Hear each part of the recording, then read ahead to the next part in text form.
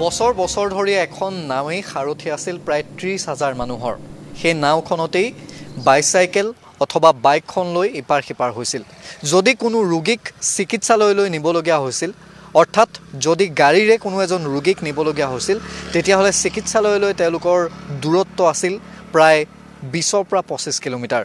শিৱসাগৰ অসামৰিক চিকিৎসালয়লৈ তেওঁলোকৰ দূৰত্ব আছিল প্ৰায় 25 কিলোমিটাৰ। কিন্তু এতিয়া সেই দূৰত্ব অতি হ্ৰাস পায় প্ৰায় 6 পৰা 7 কিলোমিটাৰ দূৰত্ব পালেহি। আৰু কাৰণ হৈছে দুখনকৈ লোক নিৰ্মাণ বিভাগৰ দলং। ক'ব বিচাৰিছোঁ চিৰিপুৰীয়া আৰু হাৰমতি নামৰ দুখন দলঙৰ কথা। 2019 চনত সেই সময়ৰ তদানীন্তন মুখ্যমন্ত্ৰী সৰ্বানন্দ সোণোৱালে আবণ্টন দিছিল দুখনকৈ লোক নিৰ্মাণ বিভাগত দুখনকৈ পকী দলং। সেই সময়ত লোক নিৰ্মাণ বিভাগৰ অৰ্থাৎ সেই সময়ৰ গড়কাপ্তানি বিভাগৰ মন্ত্ৰী আছিল ডক্টৰ হিমন্ত বিশ্ব শৰ্মা। আৰু সেই ডক্টৰ হিমন্ত বিশ্ব শৰ্মাৰ তৎপৰতাতেই এতিয়া স্থানীয় বিধায়ক অখিল গগৈৰো তৎপৰতাত এই দুখনকৈ দলঙে প্ৰায় 30,000 মানুহক উপকৃত কৰিবলৈ আগবাঢ়িছে। দেখুৱাইছোঁ দিখৌ নদীৰ ওপৰত থকা এখন চিৰিপুৰীয়া দলং। এই দলংখন নিৰ্মাণ কৰিছে ত্ৰিশুল এছ'চিয়েটছ নামৰ এটা ঠিকাদাৰী প্ৰতিষ্ঠানে।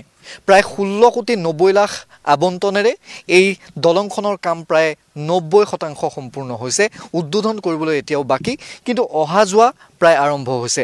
আজিৰ পৰা কেইটামান দিন পূৰ্বে মুখ্যমন্ত্ৰীগৰাকীয়ে আহি হাৰমতি আৰু এই চিৰিপুৰীয়া দলং, যদিও বা চিৰিপুৰীয়ালৈ তেওঁ নাহিল, কিন্তু হাৰমতি দলংখন তেওঁ পৰ্যবেক্ষণ কৰিছে। আৰু এই দলংখনে আজানপীৰ দৰগাহ, শিৱসাগৰৰ অন্যতম এক পৰ্যটন ক্ষেত্ৰ, সেই পৰ্যটন ক্ষেত্ৰলৈ পূৰ্বে এগৰাকী পৰ্যটকে ৰাষ্ট্ৰীয় ঘাইপথৰ পৰা য'ত 20 পৰা 25 কিলোমিটাৰ তেওঁ যাবলগীয়া হৈছিল, এতিয়া আজানপীৰ দৰগাহলৈ গৌৰীসাগৰৰ পৰা দূৰত্ব হ'ব মাত্ৰ 6 পৰা 7 কিলোমিটাৰ। অৰ্থাৎ পৰ্যটন ক্ষেত্ৰৰ ফালৰ পৰাও এই দলংখনে অতি এটা গুৰুত্বপূৰ্ণ ভূমিকা পালন কৰিছে। আৰু সেই সময়ৰ মুখ্যমন্ত্ৰীগৰাকীৰ সদিচ্ছাতেই এই দলং দুখন এতিয়া সম্পূৰ্ণ হোৱাৰ পথত। আৰু মাত্ৰ কেইটামান দিন বাকী। এপ্ৰ'চ দুটা নিৰ্মাণ কৰিলে, এপ্ৰ'চ দুটা হৈ গ'লেই এই দলঙৰ কাম উদ্বোধন আনুষ্ঠানিকভাৱে হ'ল বুলি ক'ব পৰা যাব।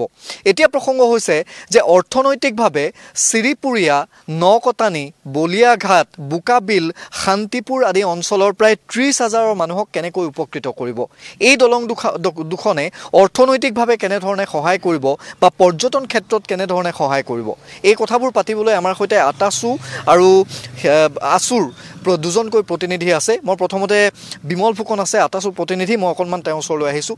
দুখনকৈ দলং আমি ইতিমধ্যে দেখিছোঁ যে অৰ্থনৈতিকভাৱে যদি চোৱা যায় 30,000 মানুহক গৌৰীসাগৰলৈকে একেবাৰে প্ৰত্যক্ষভাৱে যোগাযোগ কৰাত খুব সহায় কৰিছে এই দুখনকৈ দলঙে। আপোনালোকৰ প্ৰতিক্ৰিয়া কি হ'ব? প্ৰথম কথা, এইখিনি মানুহ আজি চিৰদিন এটা যাতায়াতৰ পৰা, আজিৰ দশকতো যাতায়াতৰ পৰা আচলতে বঞ্চিত হৈ আছিল তেখেতসকল। প্ৰায় 50,000 মান মানুহেই হ'ব, 30,000 বুলি আমি কৈছোঁ যদি প্ৰায় 50,000 মান আপোনাৰ এইফালে আপ টু দিচাংমুখলৈকে হ'ব।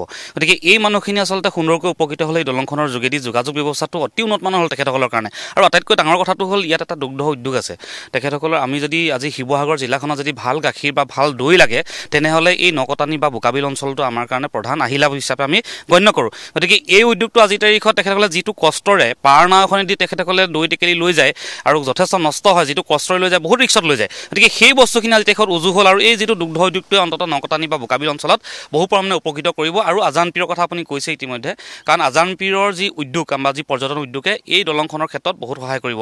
গেমন দলঙৰ ফালৰ পৰা ঘূৰি আহিলে এটা দীৰ্ঘম্যাদী এটা ৰাস্তা হয়, বহুত দূৰ, আৰু ৰাস্তাটো যথেষ্ট ঠেক আছিল বাবে পৰ্যটক আহিবলৈ অসুবিধা, ডাঙৰ বাছ আহিলে অসুবিধা হৈ যায়, মানুহৰ গছত লাগে, কাৰেণ্টত লাগে, এনেকুৱা বহু ধৰণৰ আনুষংগিক অসুবিধা আছিল। গতিকে এই চিৰিপুৰীয়া আৰু হাৰমতিগড় যিখন দলং, এই দুইখন দলঙে আচলতে গৌৰীসাগৰৰ ব্যৱসায় বাণিজ্য উন্নত কৰাৰ লগতে পৰ্যটন ক্ষেত্ৰখনতো বহুত আমূল পৰিৱৰ্তন আনিব বুলি আমি আশা ৰাখিছোঁ। ৰোমান দত্ত আছে, মই অকণমান আপোনাৰ ওচৰলৈ আহিছোঁ। গৌৰীসাগৰখন নকটানি, বোকাবিল, শান্তিপুৰ আদি ৰাইজৰ বাবে, জগৰাহাবি আদি ৰাইজৰ বাবে তেনেই ওচৰ হ'ল। আৰু বিশেষকৈ শিৱসাগৰ অসামৰিক চিকিৎসালয়লৈ তেওঁলোকৰ দূৰত্বটো যথেষ্ট কমিলে। পূৰ্বে এজন ৰোগীক নাৱত পাৰ কৰিবলগীয়া হৈছিল, এতিয়া অন্ততঃ এই দুখনকৈ দলঙে গৌৰীসাগৰখনকো তেওঁলোকে যোগাযোগ কৰাত বা গৌৰীসাগৰখন পাওঁতে খুব ওচৰ চাপিল। হয়, আচলতে কৌস্তৱদা, প্ৰথম পৰ্যায়তে আমি ক'ব লাগিব যে হাৰমতি দলং আৰু চিৰিপুৰীয়া দলঙৰ কাৰণে যিসকল আচলতে ব্যক্তি অৰুপুৰুষাৰ্থ আচলতে চেষ্টাত এই দুইখন দলং বৰ্তমান সফল হ'ল প্ৰথমতে তেখেতসকলক আপোনালোকৰ যোগেদি আচলতে আমি অশেষ ধন্যবাদ জ্ঞাপন কৰিছোঁ আচলতে তাৰ পাছতে ইমান এক বৃহৎ এটা অঞ্চলৰ বৃহত্তৰ গৰিহাগৰ অঞ্চলৰ লগত ইমান সহজতে কানেকশ্যন আচলতে হ'বৰ কাৰণে দুখনকৈ দলং আচলতে নিৰ্মাণ হ'ল কিন্তু এটা বিষয় আচলতে চাব লাগিব যে গৰিহাগৰখনত উন্নয়নৰ ক্ষেত্ৰত আচলতে কোনো ধৰণৰ কাম বৰ্তমানলৈকে হোৱা আমি দেখা নাই আপুনি প্ৰাথমিক চিকিৎসা ক্ষেত্ৰখনৰ কথাই কওক বা শৈক্ষিক ক্ষেত্ৰখনৰ কথাই কওক বা আপুনি পৰ্যটনৰ এটা ইমান এক বৃহৎ এটা ইণ্ডাষ্ট্ৰি সেই ইণ্ডাষ্ট্ৰি যদি সফল কৰি তোলে আচলতে পৰ্যটনৰ ফালৰ পৰা অৰ্থনৈতিক এটা বিপ্লৱ আচলতে আৰম্ভ হ'ব গৰিহাগৰত কিন্তু সেইসমূহ যদি কাম উন্নত মানদণ্ডৰে আচলতে আগবঢ়াই নিয়ে তেনেহ'লে গৰিহাগৰ অৰ্থনৈতিক ক্ষেত্ৰখন আচলতে বহুত আগবাঢ়ি যাব আৰু ইয়াৰ লগতে আচলতে আমি এটাই আশা কৰোঁ আচলতে এটাই আচলতে আমি বিচাৰোঁ যে গৰিহাগৰ যিখন প্ৰাথমিক স্বাস্থ্যকেন্দ্ৰ আছে এই স্বাস্থ্যকেন্দ্ৰখন অকল এতিয়া গৰিহাগৰবাসীৰ কাৰণে নহয় এই ইমান এটা বৃহৎ অঞ্চলৰ ৰাইজসকলৰ কাৰণে অতি কম সময়ৰ ভিতৰত আচলতে পাব পৰা এখন প্ৰাথমিক চিকিৎসা কেন্দ্ৰই সেইখন কেন্দ্ৰ আচলতে অতি কম সময়ৰ ভিতৰত আচলতে বৰ্তমানৰ লগত মোকাবিলা কৰিব পৰাকৈ উন্নত মানদণ্ডৰ আচলতে এখন চিকিৎসালয় বনাবৰ কাৰণে আমি আহ্বান জনাইছোঁ এই দলংখন আজিৰ পৰা এটা বছৰৰ পূৰ্বে দিখৌৰ যি বান আছিল সেই দিখৌৰ বানে এক প্ৰকাৰ ভাঙি লৈ গৈছিল সেই সময়ত আমি বাতৰি সম্প্ৰচাৰ কৰিছিলোঁ পৰৱৰ্তী সময়ত এই দলংখন হ'বনে নহয় তাক লৈ অনিশ্চয়তাত ভুগিছিল